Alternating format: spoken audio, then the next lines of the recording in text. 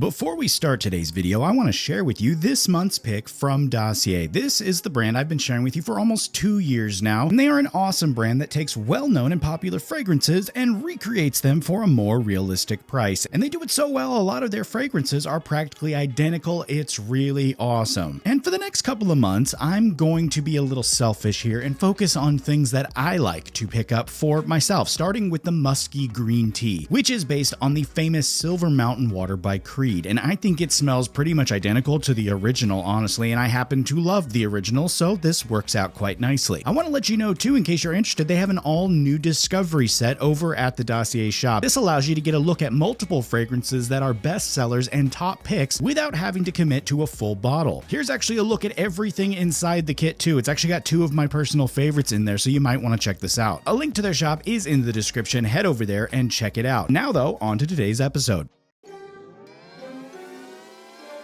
Coming across my desk today is 2 new products from Scandinavian Biolabs. These are brand new, just released products, and it's an exciting release, I think, because these are new categories for the brand. And speaking of that brand, you might remember them as the makers of hair restoration products. We've covered them extensively here on the channel, even recently completing a year-long study using their products. So the move into styling products is obviously a big deal. It's a big move. I know technically they have had that styling gel, so I think you could argue it's not a huge move, but I think it is based on what the products are and what they've attempted to accomplish with them. And we do have 2 to look at in total, and we're going to cover both of them here in the same video. And I'm going to do my best to cover everything, but we are going to move a little bit fast on it. And according to the brand, the all-new Firm Hybrid Clay and the Flexible Hybrid Clay are both designed specifically to be clay wax hybrid styling products, but that pretty much ends the similarities between them. They offer completely different hold strengths, different finishes, all of which we will deep dive into right here. Starting first with the Flexible Hybrid Clay, which the brand says offers effortless styles without giving up long-term vitality in your individual strands. Officially speaking, we're looking at a medium hold natural finish and a formula designed with short to medium hair in mind and a clean water rinse. They also say it's infused with good, healthy ingredients that not only hydrate the hair and keep it looking healthy while styled, but in true fashion to the brand overall goal, it also helps repair your hair, prevent breakage, and promote growth. Price-wise, we are looking at $28 US for 3 ounces. Shifting over here to its counterpart, the Firm Hybrid Clay. Again, the brand says this was designed to craft sleek and polished looks with added texture, volume, and structure. Officially speaking, we're looking at a strong hold, a semi-matte finish, and a good water rinse. They also say it has the same infusion as the previous product we just talked about, with those healthy ingredients that were also previously discussed. It's a different formula, of course, but the goals were kind of the same in the regards to health and how it affects the hair. Price-wise, we are looking again at $28 US for 3 ounces of product. Now, since we got a lot to cover, I'm going to try to keep things moving quick, but also try to keep it organized, starting now with a look inside the jar. And first up is the Firm Hybrid Clay. This one's pretty creamy, actually. It's very lotion-like coming out of the jar, but in the hand, that tack just comes out in full force. It's got a good amount of stickiness in the hand from what I'm seeing here, and this is something we will discuss later at the end. Let's shift over now to the Flexible Hybrid Clay. This one is pretty easy to describe. It's a lot creamier. It's a lot creamier, actually. And also, it has a little bit more slickness when you start breaking it down in the hand. It's got a little bit more slickness going on there. And that tack is still somewhat present there. You can definitely tell it's there, but mostly it's just a fine balance between some slight stickiness and some slight slickness. For scent now, before I forget to, both products are scent-free, so that makes it very easy when you look at both in the jar. You just kind of get a hit of those ingredients. And ingredients, you know, based on the nose, it can be a good thing. It can be an annoying thing. I don't think it's too bad. You definitely don't smell those raw ingredients in the hair, so overall it's not a huge deal for me. Moving over to the test now, we're going to test these out obviously separately. We're going to begin with the Firm Hybrid Clay, and we're going to be running on dry hair, nothing else added. And as I put in that first scoop, you can really see the hold take over, and hopefully you can see it on camera as well, the strength that it has. It just comes out immediately. You can really see how easily it's manipulating my hair. I will say though, it's not as strong in the hair as it feels in the hand, which is something I'll discuss at the end, but here's a full look at the final result of styling. Once again, endurance will be covered at the end to save some time and keep things kind of separate as we look at both products, but let's move on to the styling now with the flexible hybrid clay, and we're going to test it the exact same way. Dry, clean hair, nothing else added. And a second ago, we did see that in the hand, this one was a bit slicker, and I think that that translates perfectly into the styling as well. We can see this one does have,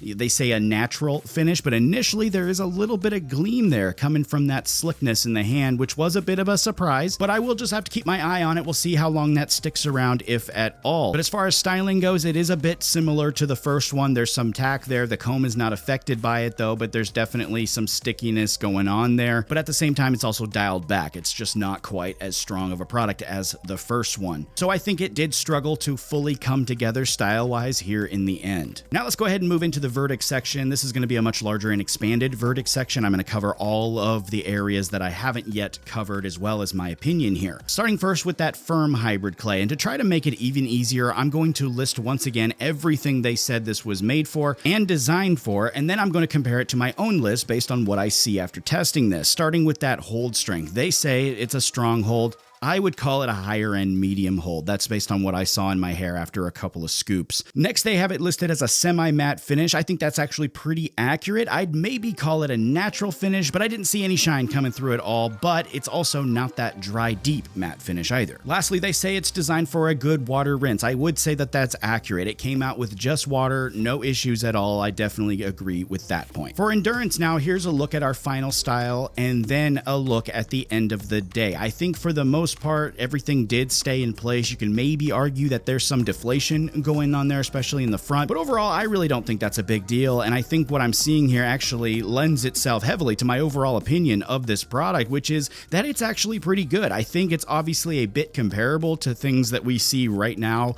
like Ace High Pomade, for example, except maybe less shine, of course, with this one being more natural, but it's also sort of similar to something like my own wax cream with a somewhat lighter hold presence. That doesn't mean though that I don't have a few pieces of criticism. I absolutely do. The first being that hold strength. In the hand, it has a good deal of tack, but I thought it did struggle a bit to get some of that off my hand and into my hair. Like it just had a tough time latching onto the hair strands a bit, and I think if that was remedied, the hold strength would likely be much stronger. The other thing that I would mention here is that I didn't quite see many of the clay benefits. I see a lot of the wax benefits, but I didn't see much of that texture that was described there in the efforts to label this a clay wax hybrid. Moving over now though to the flexible hybrid clay. Starting first again with that hold strength, they say it's a medium hold, and I think that's fairly accurate. I would call it a lower end medium hold, so not much off there from what they say. They also have it listed as a natural finish. I think that's pretty accurate. I know that there was a little bit of gleam in there at first, and we'll chat about that in a second. And finally, they do call it again a good water rinse. I'd say that that's accurate. Once again, it came out with just water, no issues at all in that regard. Shifting over to the endurance now on this one, here again is that final style, and then a look at the same style at the end of the day, and we can see that finish is much more natural, and we can see that gleam has really lifted, and actually it only took a short amount of time for that. I noticed that it didn't stick around very long at all after styling, minutes actually, I think, but the hold